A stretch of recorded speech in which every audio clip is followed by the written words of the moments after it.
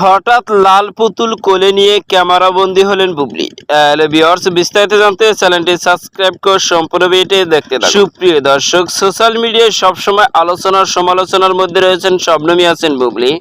একাধিক সিনেমা কাজ করে বেশ প্রশংসা কুড়িয়েছেন। পাশাপাশি সোশ্যাল মিডিয়ায় তার নিত্য নতুন লুকে ক্যামেরাবন্দী হওয়া ফটো সোশ্যাল মিডিয়ায় দেখা যায়, আর সেগুলো নিয়ে অনেক ভক্ত ও নেটিজেনরা তাকে নিয়ে আলোচনা সমালোচনা করে।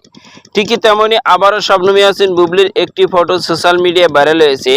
যে ফটোটি শবনম ইয়াসিন বুবলিকে দেখা যাচ্ছে লাল পুতুল কোলে নিয়ে ক্যামেরাবন্দী হয়েছেন শবনম ইয়াসিন বুবলি। কি মায়াবী হাসি, দুর্দান্ত লুকে দেখা যাচ্ছে তাকে।